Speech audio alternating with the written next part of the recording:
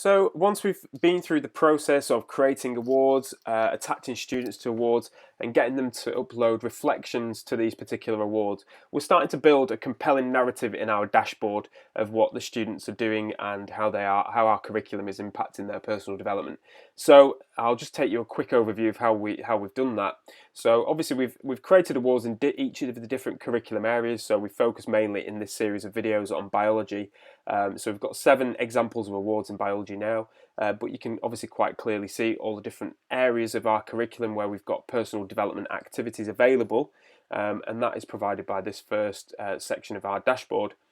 Next, the skills provision. So we can now start to see the areas of skills that our personal development provision is developing. So what you've done here is for each award you've created, you've tagged in skills into that particular award.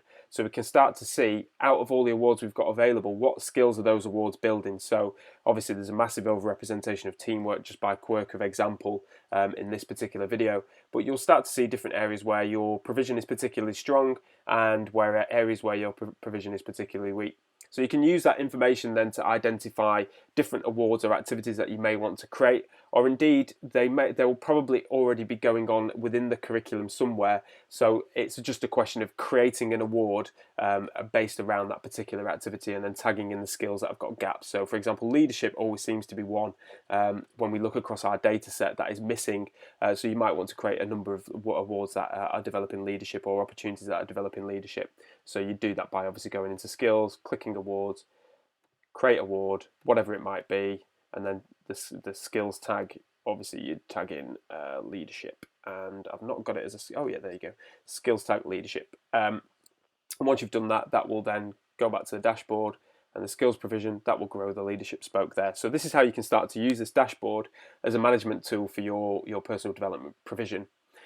Next in the dashboard is the overall skills set. So these are the skills that students are tagging into their reflections. So we've got our overall awards. So what awards are available in what area, what skills the awards are developing, and then what evidence we've got in terms of from a student's perspective. So we've got a lot of creativity, a lot of teamwork, but we've got six examples of leadership here. Punctuality 1. So we can start to see the skills that students are evidencing as part of their profile. So again, we can start to identify gaps where we might want to offer more provision, or we might want to offer more encouragement for students to upload examples of that particular skill to their profile. So this gives you, again, a management tool and another lens of data to look at this through. And then user award participation next. So the driver behind this part of the dashboard is in Ofsted's Common Inspection Framework. They talk about students' participation having a massive effect on mental health. So feeling part of your school community is a big part of the personal development curriculum. And this section here, user award participation, is a fantastic way to see quickly and easily which students are participating in the life of the school. So for example, you might take enrichment as a good proxy for people getting involved over and above their various curriculum areas. And you'll notice here that Milo and Jason haven't engaged in an enrichment activity. So that might be something that you want to encourage them to do.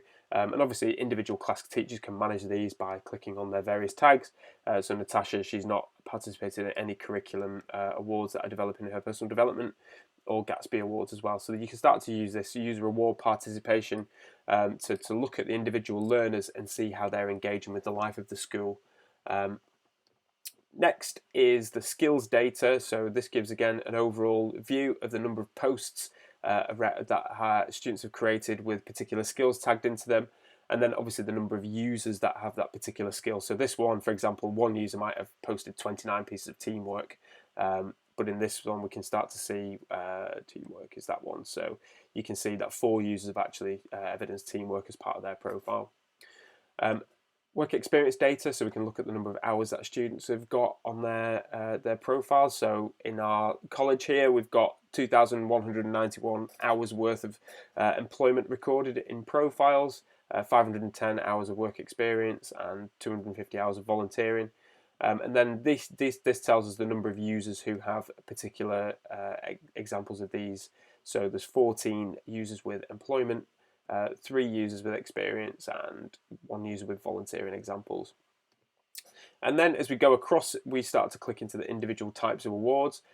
So let's, for example, click on enrichment. Have we got any enrichment awards? So enrichment here, you can start to see the different participation in all of our enrichment activities here. And there aren't currently any because we've not added in this example college, but you can see, for example, in the ESOL reading challenge, once we start to add students, you can see the number of complete who've participated in that particular award. And that's the same for pastoral, careers, work experience. All the types of awards that we've created give you an output of the number of students who participated in that particular award. So Gatsby activity, Specsavers Employer Talk, 2 people participated in that award, and we've got 1 piece of evidence for that award. And then finally, the profile data. So across the whole college here, the number of learners with experience, post types, and so on and so forth.